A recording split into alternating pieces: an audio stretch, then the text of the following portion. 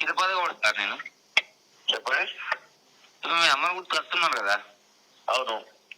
అది స్కూల్లో అది బయట గవర్నమెంట్ ల్యాండ్స్ వచ్చాయి స్కూల్లో. అది ఎందుకు ఇచ్చారు పర్మిషన్? బుద్ధి లేదా? వేదనా కొడుకులకు ఇంతకుముందు ఇచ్చినప్పుడు ఎందుకు ఇచ్చారు? నేను తీసుకున్నా పర్మిషన్ అది. వాడవాడ నన్ను ఆపుతా అంటాడు, మంచిగా రిక్వెస్ట్ చేస్తే ఆగుతా. అడ్డుకుంటా అంటే ముట్టి ముట్టి వాళ్ళ కూడా నా కొడుకులు రిక్వెస్ట్ నేను తమాషా తప్పుతున్నా. క్వశ్చన్ నా కొడుకులు నేను తీసుకున్నా నా పర్మిషన్ సబ్స్టేషన్ కు.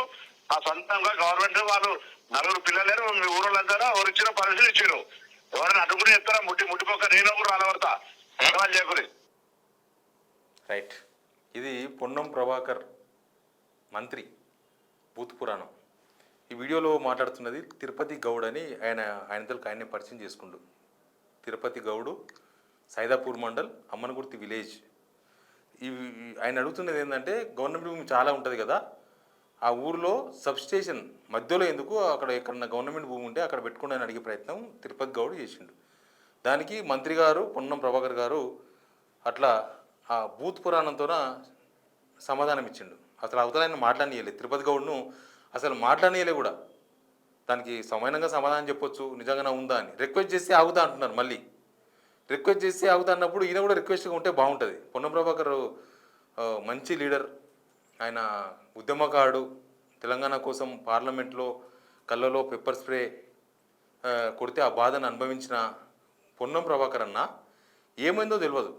మంత్రి అయిన తర్వాత ఆయన స్థిమితంగా లేడేమో అనిపిస్తుంది ఒకసారి. ఎందుకంటే ఈ మధ్య వరుసగా అవే వీడియోలు ఏవొచ్చినా Ponnam Prabhakar audio, Ponnam Prabhakar audio, Ponnam Prabhakar audio. ఇదొక ఆడియో భూత్ పురాణం. వాళ్ళ ఊర్లో ఏదో సమస్య ఉంది, వాళ్ళు జనం వేసినే కదా సార్ మీరు ఎమ్మెల్యే అయినరు, మంత్రి అయినరు, అంతకుముందు ఎంపీగా ఓడిపోయారు. 10 సంవత్సరాలు మీరు అధికారానికి దూరంగా ఉన్నారు. తెలంగాణ ఉద్యమంలో పార్టిసిపేట్ చేసినారు, మీకు అంతా తెలిసిన వాళ్ళు. 2014లో ఓడిపోయినరు, తర్వాత ఎమ్మెల్యేగా ఓడిపోయినరు, ఎంపీగా ఓడిపోయినరు. తర్వాత ఉస్నాబాద్ జనం ఆశీర్వదిస్తే కరీంనగర్ జనం ఓడించారు మిమ్మల్ని. ఉస్నాబాద్ ప్రజలు మీకు ఓటేసి మిమ్మల్ని ఆశీర్వదిస్తే మీరు ఎమ్మెల్యే అయి తర్వాత మంత్రి అయినరు. కానీ ఎందుకో ఏమో ఈ మధ్య వరుసగా నోరు పడేసుకుంటూనే ఉన్నారు. పొన్నం ప్రభాకర్ ఫోన్ ఆడియో వచ్చింది అని అంటే ఇంకా అదంతే, దానిలో వ్యవహారం ఉంటుంది. నిన్న ఒకటి చూసినాం, ఒక ఆడియో చూసినాం. ఆడియోని లైన్లో పెట్టిండ్రు, ఒక ఎంఆర్ఓతో మాట్లాడుతున్నారు. నేను మంత్రినమ్మా, నేను పొన్నం ప్రభాకర్నమ్మా అని కొద్ది వెటకారంగా మాట్లాడింది. దానిలో అట్లా మాట్లాడమే కాదు, దానిలో మాట్లాడిన ఆనుమత్యాలు కొన్ని ఉన్నాయి. హుజరాబాద్ ఎమ్మెల్యే పాడి కౌశిక్ రెడ్డి, పాడి కౌశిక్ రెడ్డికి కళ్యాణ లక్ష్మి చెక్కులు ఇవ్వద్దు. యాక్చువల్గా కళ్యాణ లక్ష్మి చెక్కులు పాత గవర్నమెంట్, వీళ్ళు కొత్త గవర్నమెంట్ వచ్చినాక ఇవ్వలేదు నిజానికి, వాస్తవం. ఆ చెక్కులు ఆయనకి ఇవ్వద్దు అని ఎంఆర్ఓకు హుకుం జారీ చేసిండ్రు. ఎందుకు ప్రభాకర్ అన్న? కౌశిక్ రెడ్డికి జనం ఓట్లు వేయలేదా? హుజరాబాద్ జనం ఓట్లు వేస్తేనే కదా ఆయన ఎమ్మెల్యే అయింది మీలాగనే. కానీ ఆయనకు మాత్రం ఆయన హక్కులు హరిస్తారు మీరు. ఎందుకు? మంత్రి అయినందుక, లేకపోతే ఉస్నాబాద్ జనం, కరీంనగర్ జనం ఓడగొట్టినా ఉస్నాబాద్ జనం మిమ్మల్ని ఆశీర్వదించి ఎమ్మెల్యే చేస్తే మీరు మంత్రి అయినందుక? ఇదంతా ఎందుకో అర్థమవుతలేదు. వరుసగా మళ్ళీ ఆడియో రికార్డ్ చేసిండ్రని ఆ ఆడియో బయటకు వచ్చింది. సరే, ఆడియో దగ్గర నుంచి వచ్చిందా, ఎంఆర్ఓ గారి దగ్గర నుంచి వచ్చిందా, ఇంకా ఎక్కడి నుంచి నా ట్యాబ్ అయ్యి వచ్చిందా తెలియదు. ఆడియో అయితే బయటకు వచ్చింది, రచ్చ అయింది. దానికి సమాధానం చెప్పుకోవాల్సింది పొన్నం ప్రభాకర్. ఏంది అసలు? ఎందుకు ఆ ఎమ్మెల్యే హక్కులు ఈయన హరించాలనుకున్నాడు? ఎందుకు కౌశిక్ రెడ్డికి చెక్కులు ఇవ్వద్దని హుకుం జారీ చేసిండ్రు? ఓడిపోయిన కాంగ్రెస్ లీడర్తోన పంచిపియాలంట కళ్యాణ లక్ష్మి చెక్కులు. గెలిచిన ఎమ్మెల్యే ఏం చేసుకోవాలి? ఇంట్లో పండుకోవాలి దుప్పటి మూసుకొని. గత ప్రభుత్వానికి మీ ప్రభుత్వానికి ఏంటి డిఫరెన్సు? మార్పు మార్పు మార్పు అన్నది ఏం మారుతుంది? ఇదే మార్పు? ప్రజాస్వామ్యం ఉంది కదా, ప్రజాస్వామ్యం ప్రజాపాలన అని కదా మీరు చెప్పేది. ఈ ప్రజాపాలనలో పక్క పార్టీలు, ప్రతిపక్ష పార్టీలు ఎమ్మెల్యేలను తొక్కడం ప్రజాపాలన? 100% కాదు. అక్కడ జనం కూడా హర్షించరు. హుజరాబాద్లో కూడా మీ ఓడిపోయిన అభ్యర్థితో ఏదో చేయించాలనుకుంటే అక్కడ జనం కూడా హర్షించరు. సేమ్ టైం మంత్రి మీరు మంత్రిగా మాట్లాడుతున్నారు, కొద్దిగా జాగ్రత్తగా మాట్లాడలేదు పొన్నం ప్రభాకర్ అన్న. ఉద్యమంలో ఎట్లా మాట్లాడినా మనం చూసినాం, అందరు మాట్లాడినరు, అందరూ నడిచింది. గవర్నమెంట్కి వచ్చినప్పుడు చాలా కేర్ తీసుకొని మాట్లాడాల్సి వస్తుంది.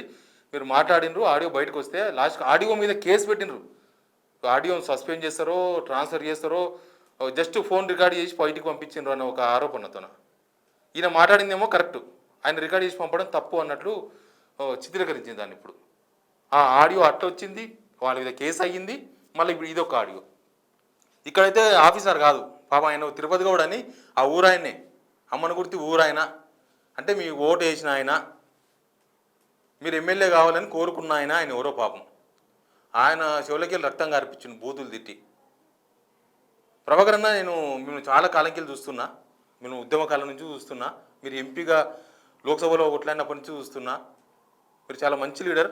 బట్ ఎందుకో మంత్రి అయిన తర్వాత కొంత స్టెబిలిటీ పోతుంది. ఏదంటే అది మాట్లాడము, ఎట్టంటే అట్లా మాట్లాడము, ఎవరితో ఉంటే వాళ్ళతో ఇలాంటి వ్యవహారాలు, కొంత స్పీడ్ ఎక్కువైంది. కొద్దిగా తగ్గించుకుంటే మంచిదని నేను ఒక జర్నలిస్ట్గా మంత్రి పొన్నం ప్రభాకర్ గారికి హితవు అయితే పలుకుతున్నా. బట్ ఇట్లాంటి ఆడియోలు వచ్చినప్పుడు కనీసం ఆడియో నాది కాదననే చెప్పండి, ఆడియో నాది కాదు, ఎవరో మిమిక్రీ చేసి పంపించినట్టు అట్లానే చెప్పండి.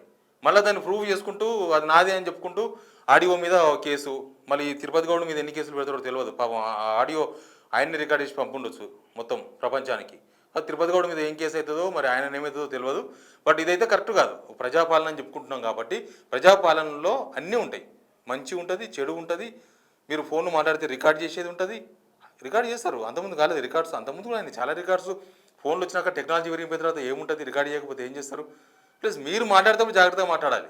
మీకు చాలామంది కార్యకర్తలు ఫోన్ చేస్తుండొచ్చు, ఎందుకంటే ఎమ్మెల్యే మంత్రి కదా మీరు కొద్దిగా సహనంతో మాట్లాడితే అవతల ఫోన్ చేసిన వాళ్ళు కూడా కొద్దిగా సంతృప్తిగా మా మంత్రితో మాట్లాడినా, మా ఎమ్మెల్యేతో మాట్లాడినా పలానా ఇష్యూ గురించి అని చెప్పుకోనికి వస్తుంది. కానీ ఇది ఎక్కడ పంచాది? మీకు ఫోన్ చేయాలంటే నాకు తెలిసి ఇంకా జనం ఎవరు ఏరు. ఈ ఆడియో కాల్ చూసిన తర్వాత పొన్నం ప్రభాకర్ గారికి ఫోన్ చేయాలంటే చెవుల్లో పత్తి పెట్టుకొని చేయాలి, లేకపోతే ఇంకేదైనా పెట్టుకొని చేయాలనే స్టేజ్కి వస్తుందేమో అనిపిస్తుంది. ఆ ఆడియోలో బూతులు అవన్నీ కూడా.